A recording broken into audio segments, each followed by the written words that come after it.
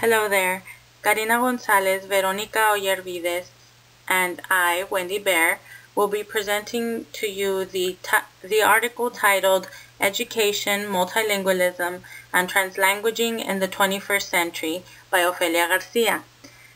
This article addresses the fact that bilingual children are the norm around the world and addresses translanguaging as a resource for bilingual education.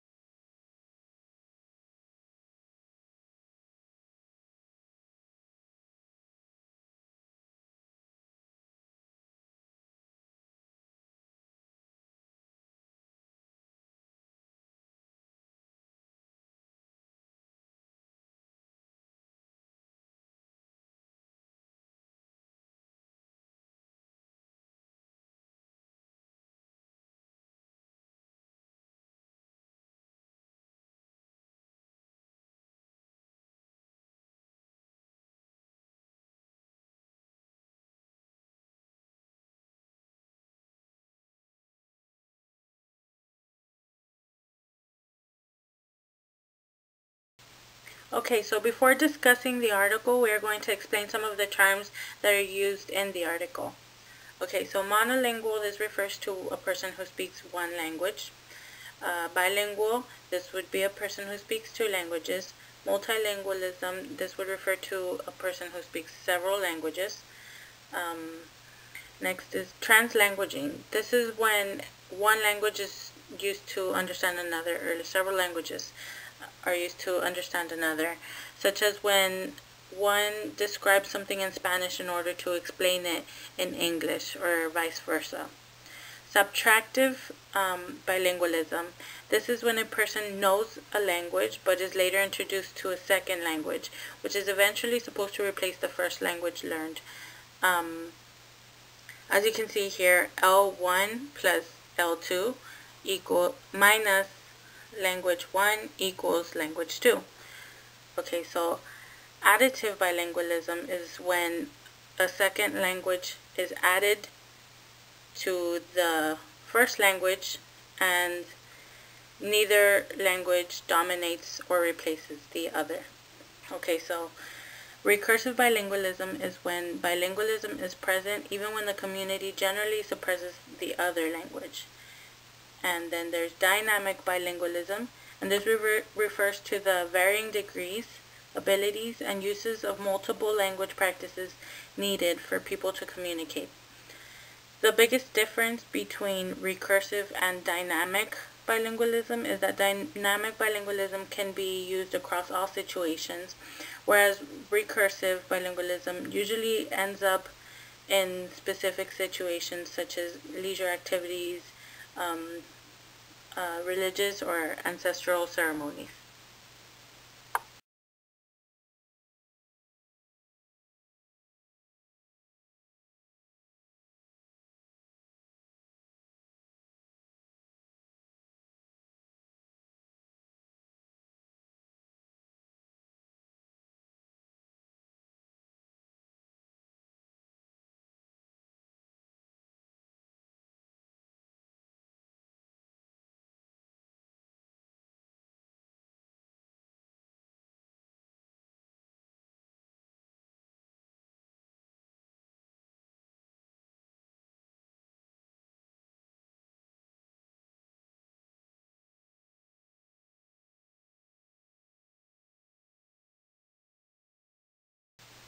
there are two questions that the author frames around this paper.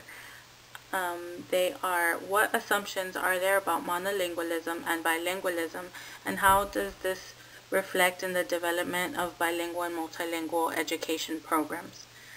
The second is, what kind of multilingual education programs and language practices have to be nurtured to equitably teach and facilitate the learning of language minority students?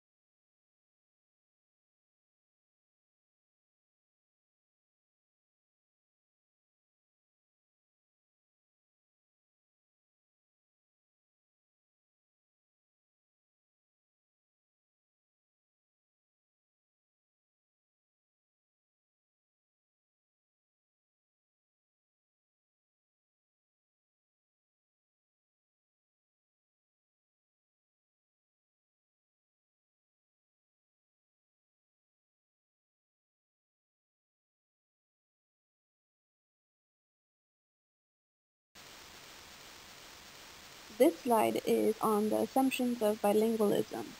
And just quickly before we start, I wanted to mention something that Garcia brings up, or brings to light, is that most scholarly work on bilingualism is developed in North America, especially in Canada.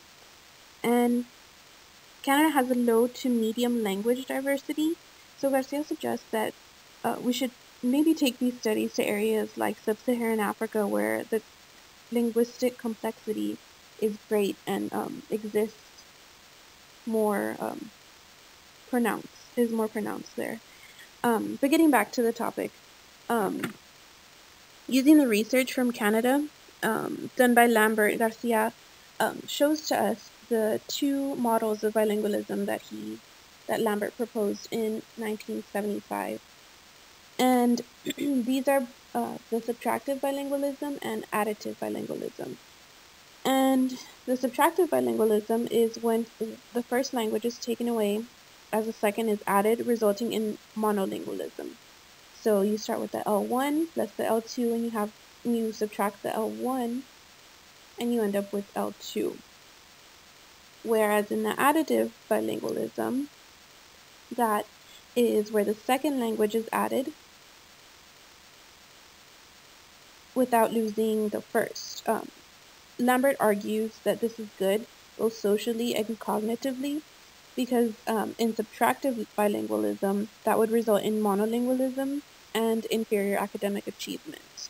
But Garcia then explains to us that the models are both inadequate to describe linguistic complexity of the 21st century, and this is because the additive model also it doesn't result in bilingualism, it results in double monolingualism.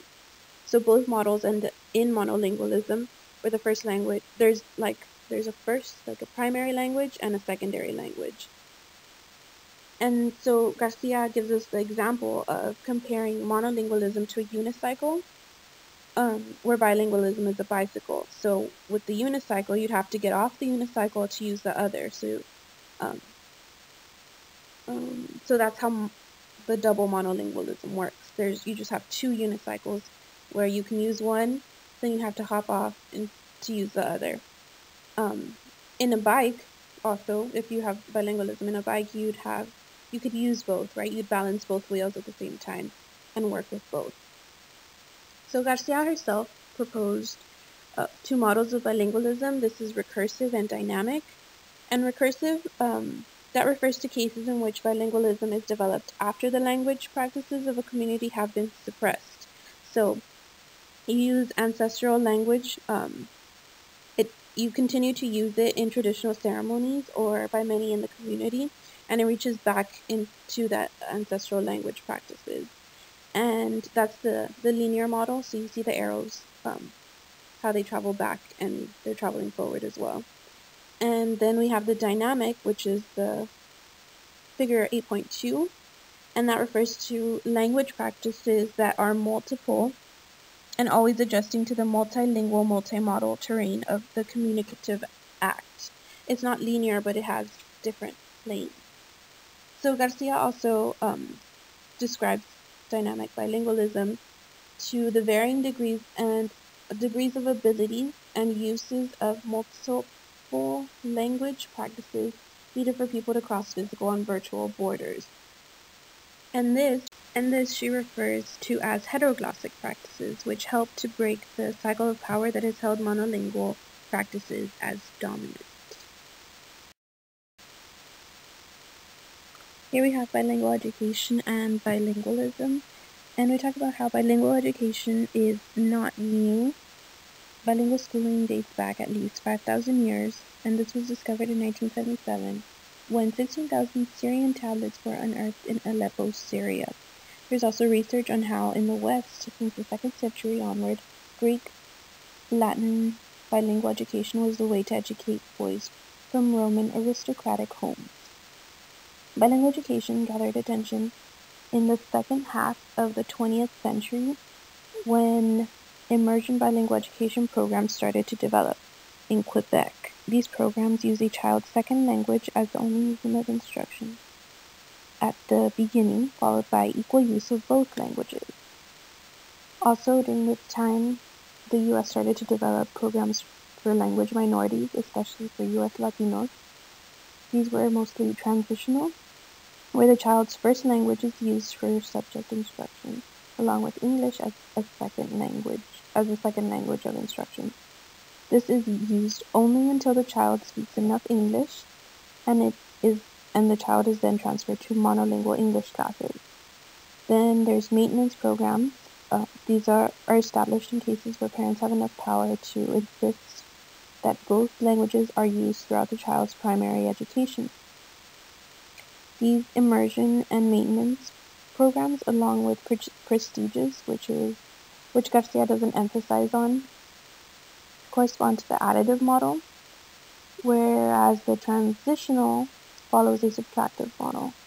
You can see this on the table, and how the maintenance and immersion and prestiges have complete language separation, compartmentalizing each language, and the transitional education programs allow for code switching.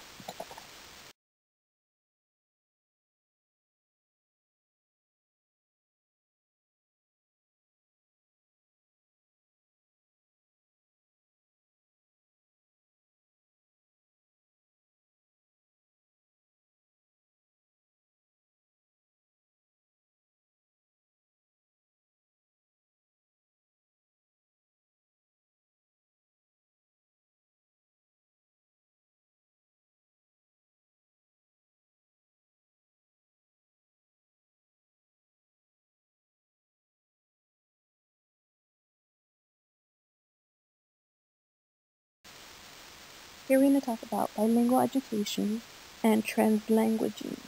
And bilingual education in the West has proved to be insufficient for the complexity brought about by globalization. Little by little, bilingual education programs have expanded to include revitalization immersion bilingual education programs used for Indigenous people that have suffered the most language loss. They follow the recursive model. That's the linear model that travels back and uses the ancestral language. Some groups, on the other hand, have not lost their language. They don't need this revitalization immersion programs, but they use developmental bilingual education programs to expand their languages. In the US, we find the two-way dual language bilingual education program, and that includes children with different linguistic profiles. In Europe, there's the Content and Language Integrated Learning, or CLIL, program, where children are taught an academic subject through another language. Both these programs are rare. Then there's the multilingual education program. These programs weave languages in and out of the curriculum, dropping the languages, expanding them, and using them for one function or another, depending on instructional circumstances. In these newer programs, there is increased tolerance at the classroom level towards multiple languaging practices. Both students and teachers in these classrooms capitalize on translanguaging. They consider translanguaging an important educational practice to construct understanding, make sense of the world and of academic material, to communicate with others, and to acquire other ways of languaging. Translanguaging becomes a responsible communicative practice that offers communicative and educational possibilities to all. However, we must remember that translanguaging is nurtured within instructional spaces that most often respond to separate language arrangements.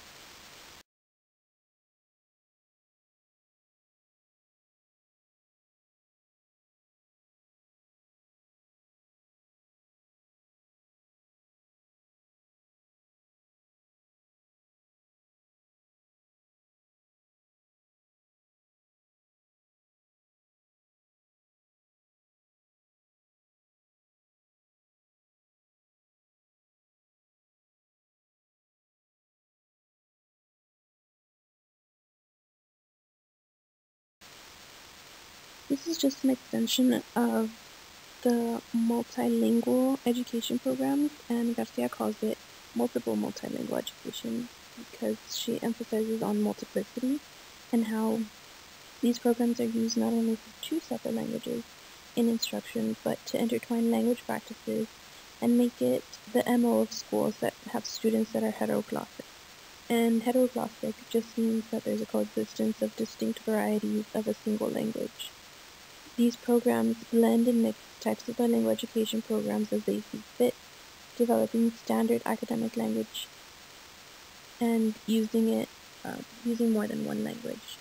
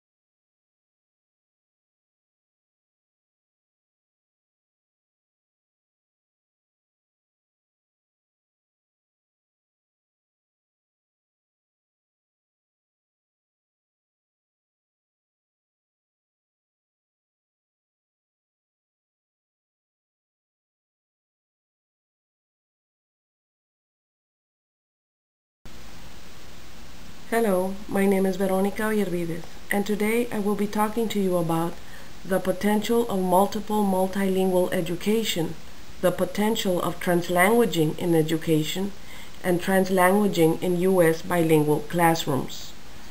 The potential of multiple multilingual education talks about programs succeeding better than others in accessing the children's community languages to teach and learn. The limitations of multiple multilingual programs is that they are conceived as sequential, where one language is introduced after another, without considering how to build the simultaneous dynamic bilingual practices that students already naturally possess. Official recognition of translanguaging is missing in many of the multiple multilingual education programs. Multiple multilingual is important. Translanguaging is not practiced adequately. Insufficient for equitable education, it must be developed. No official recognition of translanguaging has been provided. Students will be more willing to participate in activities. Multilingual education increases cognitive abilities such as problem solving and creativity, and it broadens employment opportunities, as we are now living in a more globalized world where major companies are based out of the United States and many other different countries. And we must prepare our children for this multiple multilingual culture that we are living in.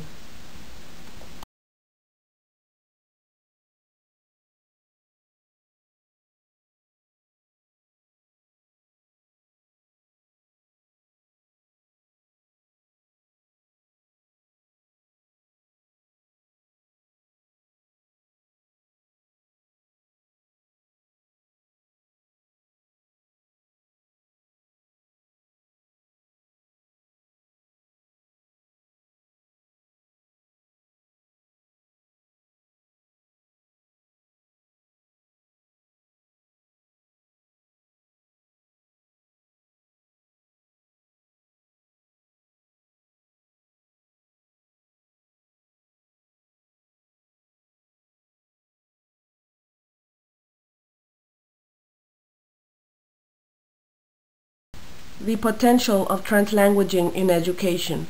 Ofelia Garcia indicates there are many advantages to building on translanguagism, to educate all children as it is a building block, a scaffold for bilingualism.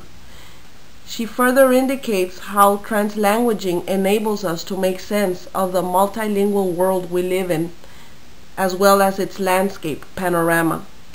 Probably at this moment, many of us have practiced translanguagism. As the reading indicates, we needed to understand the different signs, visual, audio, physical, linguistic, and written format.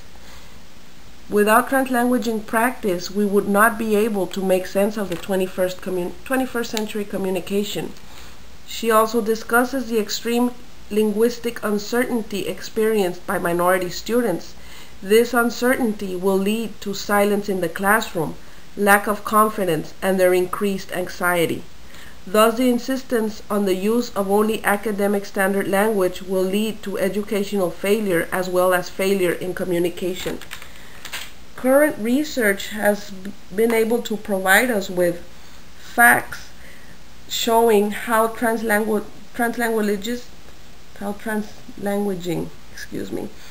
enhances cognitive skills for non-language subjects like mathematics or history. It is also a pedagogical scaffold technique in bilingual classrooms, making the additional language more comprehensive. It assists students in regaining their attention to clarify or reinforce the lesson material. As in the examples here, the pictures shown, we can make sense, we can understand the different signs that we come across.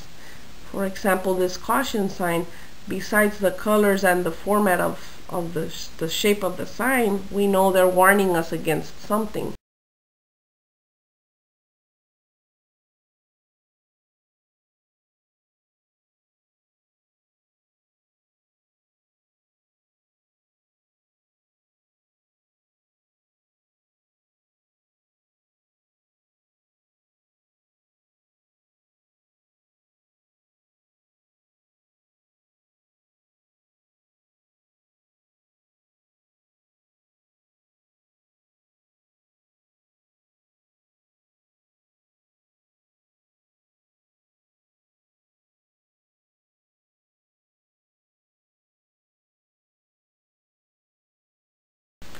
Translanguaging in U.S. bilingual classrooms.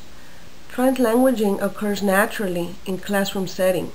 The reading lists examples of the advantages of practicing translanguaging in English as a second language classrooms. These students refer to the material in one language or the other in order to compose their own oral or written text. Translanguaging occurs naturally, as we see it here. In this example, we have a recently arrived Spanish-speaking girl, which she writes sophisticated Spanish essays at the beginning of the school year. But during the English as a second language class, she can only copy simple English language sentences in which she illustrates childlike ways. I see a teacher, I see a student, I see a clock. But when the teacher gives her the option to write in any language she wants, the student immediately tries to incorporate new English words and phrases into her Spanish essays. Translanguaging, as she writes her essays, serves as a springboard that allows her 5 months later to write an essay entirely in fluent English. This is a perfect example of our children recently migrating into the United States. In this other example, we see here how translanguaging practices are constructed in ways that bring the other language to the forefront, even when that language is not being activated by instruction. For example, here, the teacher is showing her children, this tree is bigger, that tree is smaller. The little girl responds to her, this tree is grander. She's relating, we can see here the relation that she's trying to, she knows that bigger means grande in Spanish, and she's trying to make it English sounding grander.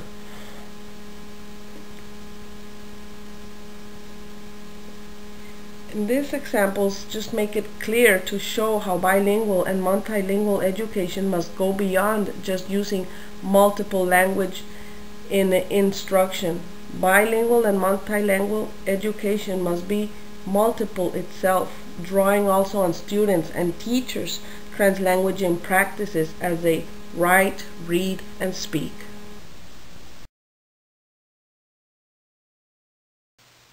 Okay, so in conclusion, the author suggests that the task for multilingual education is not to add more languages, but to recognize the multiple language practices that the population increasingly brings. Okay, so multilingual education must develop ways of supporting not only multiple languages, but also interrelated functional complementarity of language practices. So when people use language together. So educators need to acknowledge that monolingual education is not sufficient, and the only way to build equitable education systems is to develop the multilingual programs that acknowledge translanguaging as a resource for engaging cognitively and socially as children develop standard ways of communicating in dominant languages.